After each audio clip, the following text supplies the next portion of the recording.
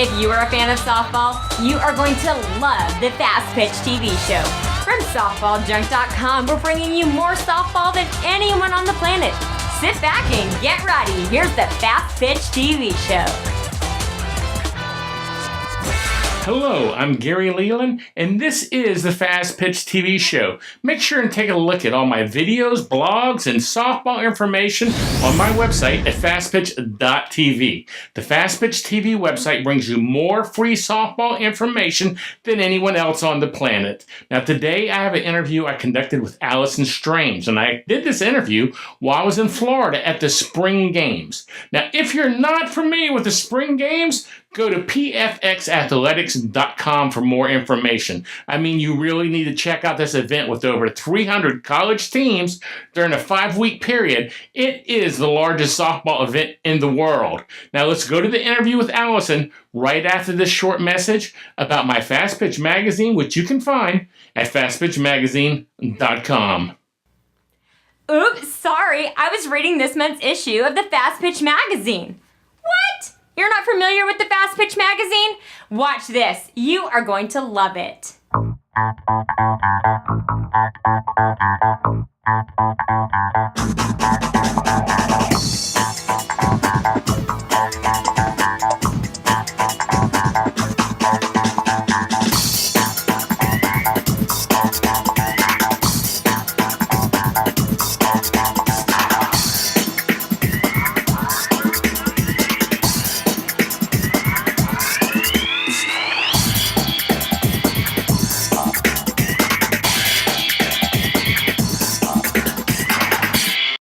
Looks great, right? Want to find more about the #1 coaching tool on the internet? Go to fastpitchmagazine.com today. Well, Alison, thank you for joining me today. I have had a blast down here at the Spring Games in Claremont, Florida. And tell us, just in your terms, your voice, something about Spring Games. The Spring Games are the world's largest collegiate fast-pitch softball tournament. Technically, they're not a tournament. They're really like spring training for these colleges. For most of the teams that are here, they've been practicing and training indoors since September, October. And for many of them, we hear the daily measurement of how much snow fell while they were down here. So a lot of them will actually go home to snow again. So this is an opportunity for them to get on clay, to get out in the sun, to get out of the indoors and start playing some softball for the spring. You know, I didn't think of it that way as the Spring Games, as spring training, but you're right. That is a way better description of this than a tournament. And everybody I've talked to, the #1 thing they like about this is there's no snow or ice. Absolutely. The first week we had a little bit of rain. We're usually very blessed not to have a lot of rain, but we had a little rain the first week. It was disappointing to us, and all the teams were walking around saying, hot rain is better than cold snow. So we said, well, that's a good way to look at it. And they seem to have a really positive attitude just to be out in the sun and enjoying the Florida weather. And we've got over 300 teams here, right? And this, you're saying, is the largest event of this type. That's what I was told yesterday. This is the largest event of its type that there is. That's accurate. We actually have about 320 teams here, 302 colleges and universities represented. Some of them bring their junior varsity squad. So this year we surpassed the 300 mark on actual colleges and universities, which is very exciting. If there is someone out there who's running a similar type of event, I'd sure like to know about it. But all the information that's available to me is this is the largest in the country, and to my knowledge, that makes it the largest in the world. Until you're proven wrong, this is going to be the largest, and I don't think anyone's going to prove you wrong either. I'd like to know who they are because I'd love to shake their hand. After doing this one, right? Yes. Now, this is part of the PFX. Now, I want you to give us a rundown on what that means. Sure. PFX Athletics is actually a 501c3 nonprofit that was formed in 1996 by Dr. Dot Richardson. During the PFX Tour era, PFX Athletics actually ran the clinics, showcases, and some other fundraising opportunities that allowed the pros to make a little extra money. But PFX Athletics has been known by several different names since 1996 and always committed to opening the doors of opportunity for women and girls through sport, mostly in the sport of softball. But our 501c3 designation does allow us to work in any sport and for any gender or age. So we focus right now on fast pitch softball because we have the contract here at Legends Way Ball Fields, but we are open to any opportunities that might be in line with our mission. Now, but y'all do more than just, these spring games here. I mean, I was talking to Bob earlier, and he was telling me about a tournament in February with all these D1 teams. So is there like a place where people can keep up with everything that y'all are doing here? Sure, there are several places. One is they can go to our website, www.pfxathletics.com, or they can follow us on Facebook, Twitter, or Instagram at PFX Athletics. Facebook is probably the best source of information because we are able to update it more frequently. We update our website about once a quarter, so it's not always as current as you would find on the social media pages. Right. But to your point, yes, we do several different events. We host collegiate tournaments in the spring, including the Division I Dot Richardson National Collegiate Softball Invitational, as well as the spring games and the Sun Conference Championship. We are also bidding on several other events for the spring. In the summer and fall, we actually have a Coed Fastpitch League, a women's majors tournament, women's majors team, and we're very excited to be launching an umpire academy for women and young umpires looking to get into the sport.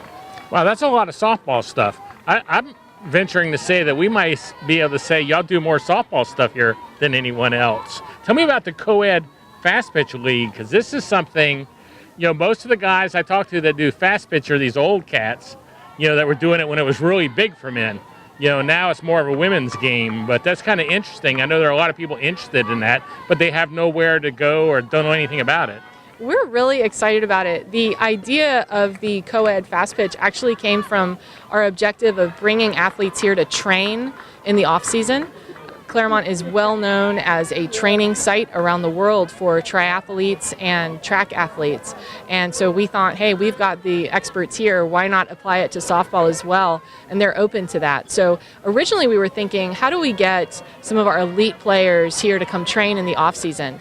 And in our communications with those players, the first question they would ask is, do you have men's fast pitch? Because a lot of them play on men's fast pitch teams in their hometowns. Well, Florida, as many people know, does not have men's fast pitch, or at least not that we're aware of. Not much of the world does anymore, to be honest with you, compared to what it used to be.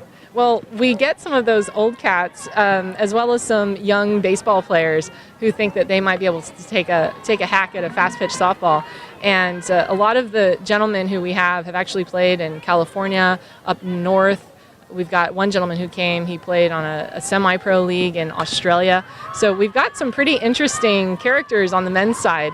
And we started this so that those women who want to get that tougher competition in the off-season would have an opportunity to do that. So far, it's been more of a rec organization, but we've got several people coming out saying they want it to be more competitive, which is great. That's what we're looking for. But it was a lot of fun, and it was probably real exciting for me to see the baseball players come out and not be able to hit that rise ball, which is what I always suspected anyway. And, it's always kind of the joke with softball players. So we have a great time, and we're looking forward to that becoming a really competitive piece for our higher level competitors.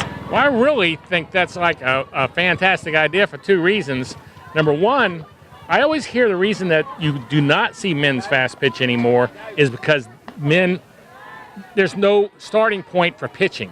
And so they're not growing up pitching and stuff like that, and they don't have the time. Where these girls, I would imagine on a competitive team, most of the time it's going to be a girl pitching or female pitching because they've been doing it since they were a kid. So I think that really is an easy way to get men back into it. And number two, I've always wondered why these guys go from baseball to slow pitch softball. That really made no sense to me. They went from this really fast game to this game that's so slow, you might as well get drunk and drink beer because there's nothing happening. And just so you know, I feel the same way about fast pitch players, and I think most fast pitch players would tell you the same thing. Slow pitch is kind of the next best alternative, but fast pitch is just a more fun game, and it's obviously faster, fast pitch, but it's exciting and it's challenging. And the feedback we have received from the baseball players has been that they are excited by it and they're intrigued by it and they have a great time. In fact, the first night that we had our Coed League was right here on the stadium field when we had our high school tournaments going on in the fall, last fall. And I'll tell you, we had a full house in that stadium watching us play because people were just intrigued by it. And it is just so much fun. And I think it's a great opportunity for people when they've graduated, or not, when they're in summer, if the coaches will let them, to play against and with the men. And we've got some of the men are actual pitchers. Around the country, though, we did a lot of research before we started the Fast Pitch the Coed Fastpitch League, and I did find a couple little pods of Coed Fastpitch. Each of them that I found at least had started because of exactly what you described, Gary, men's organizations that were looking to expand their reach in the pitching realm and introduce young men to pitching at an earlier age and get them interested in it. So that is what I've seen the Coed Fastpitch related to or initiated from. For us, it was the opposite. It was to get the women tougher competition because, let's face it, if you're the best fast-pitch softball player in the United States, there aren't many women who can give you a run for your money. So having someone who might have played college baseball or maybe semi-pro fast-pitch in another country, they're going to give you a run for your money. Yeah, for sure. And I think that's a great idea. Now, is this going to be the first year for the umpire camp? Yes, what we have learned, and it's so obvious, it's right there in front of all of us, is that women in fast-pitch softball really don't turn out to be umpires. And if you look around, almost every umpire you see is a man. And that's great. And we love our umpires. I was a catcher. I have nothing against the umpires. But in our sport, we don't have a lot of opportunities for women after they graduate college. There's 90 spots currently on the NPF. There's 17 spots for the national team. So these women don't really have another place to go and play. So our thought had originally been we'll offer the summer travel team, which we're doing. We have the co-ed opportunity, which they have. Obviously, you can go into coaching. That's always been an option. But then we tend to look past the idea of umpiring. And umpires can make really good money. You can have a profession as an umpire. Yeah, by the hour, you make really good pay. Sure. Travel the country, travel the world. There's a lot of if you're coaching in D1, you're making really good pay. If you're umpiring in D1 level. D1 makes good money. Yeah. So we'd love to see those opportunities. We're looking for women to come down, whether it's in between their college seasons or once they graduate, to go through the Umpire Academy. We have really good relationships down here with our local umpire organizations. And of course, we have the spring games. So if we can train them up, we have a need for umpires. We've actually become a destination for umpires to come as well during the spring so that they can get some play in at the plate and out in the sunshine. So we have a need for it and a space that can be filled by that. And I'd love to see it filled by women who want to stay in the sport, have a passion for the sport, but maybe aren't ready to coach and maybe they're ready to hang up their spikes, but don't quite want to be done with it yet. Right. And that makes sense. Now, something you said surprised me because I didn't know this. You said the Sun Conference is here now. Is this our home now? Because I thought that traveled. Because, I've seen him play in Denton, Texas, and so explain that to me. Sure. It travels around. You have to bid on it, and we've bid on it. We had it last year, and we have it again this year. So we'll be hosting them the first week of May. Okay, so y'all have been the successful bidders 2 years in a row, and it could be 2 more years. Y'all could have it for a while. We certainly hope so. Yeah. Well, that's exciting stuff. Well, that's all. I didn't even know all that stuff, and I've been here all week. And I'm still learning stuff. I'll tell you, this is an exciting place. These teams are not only playing a lot of softball and getting prepped, but they all really are enjoying being in Florida. I can tell you that right now. Oh, yeah. So this makes this a perfect destination for your team. If you want to get some college ball, you're a college team looking for some ball games. Yeah. Anything else that I might have missed that we want to make sure we cover? I would be remiss if I did not take an opportunity to thank all the people who have helped us out here. Our Lake County, the college, Lake Sumter State College, this is actually their property, and they've effectively donated this land for this purpose. The South Lake Hospital, the City of Claremont, and of course the South Lake Chamber. Without them, we could not host an event of this magnitude, and it's a really great driver for the local community, and it's great for the local girls. One thing that we have touched on briefly, but part of the spring games actually goes to help fund the local Claremont Girls Softball League. We're providing them with their equipment and pitching and catching lessons this season to help bring up the participation at the youth levels. So the spring games are spring training, but for us, they allow us to offer all these opportunities for the youth and for the women in the sport of fast-pitch softball. So we appreciate the games. We want them to be the best in the world, not just the biggest. And we want to make it the absolute best experience that anyone can have. So I'd like to hear people's feedback. I can't wait to hear your feedback, and anyone who might watch this who participated in the games. Welcome to reach out and tell us what we can do better. Well, I do want to touch on what you just said with the city. Now, all this, the mayor and the sports manager and the business manager, a ton of them were out here earlier this week, and I interviewed them, which you can find that on their Facebook page. But all of them agreed on one thing. This was like a great thing that happened to the city, so much so that the city's motto is now home of the champions, I believe, right? It's the Choice of Champions. Choice of Champions. So, I mean, they're even changing the motto of the city after you guys. But I have never seen a city support softball like all those people told me that they support softball. I thought that was fantastic. The city and, like I said, the county and the chamber, the hospital and the college, they have been incredible supporters. But Claremont has actually grown up around triathlons and track athletes. So the city itself grew up around, there's a gentleman here, his name is Fred Summer. He started bringing triathlons to this area. If you look around, you'll see we have lakes and hills. Not common in Florida to have as many as we have. And triathletes have always loved this area.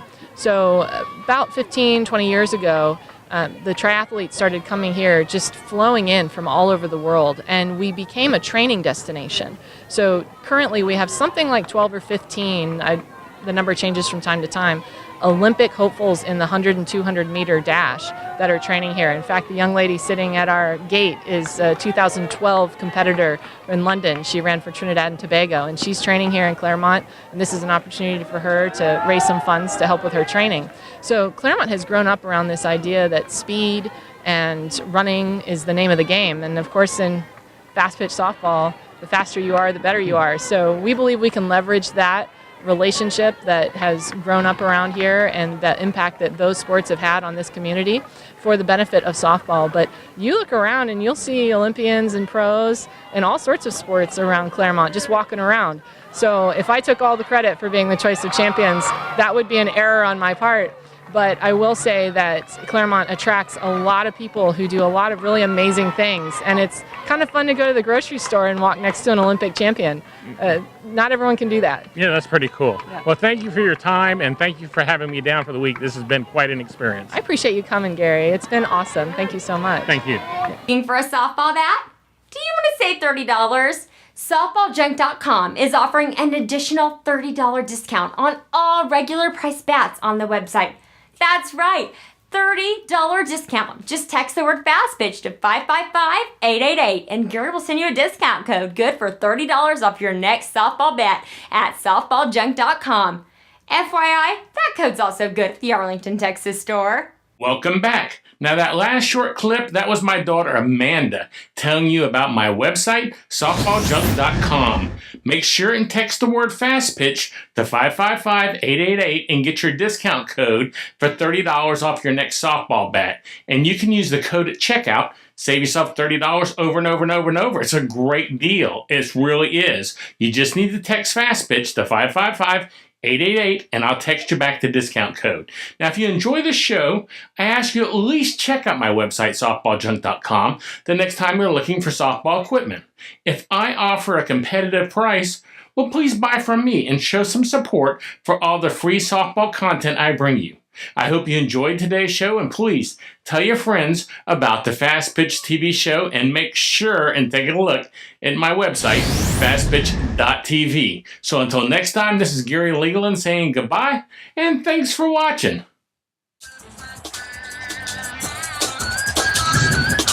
This show is a member of the Fastpitch TV network. See all of our shows and blogs at www.fastpitch.tv.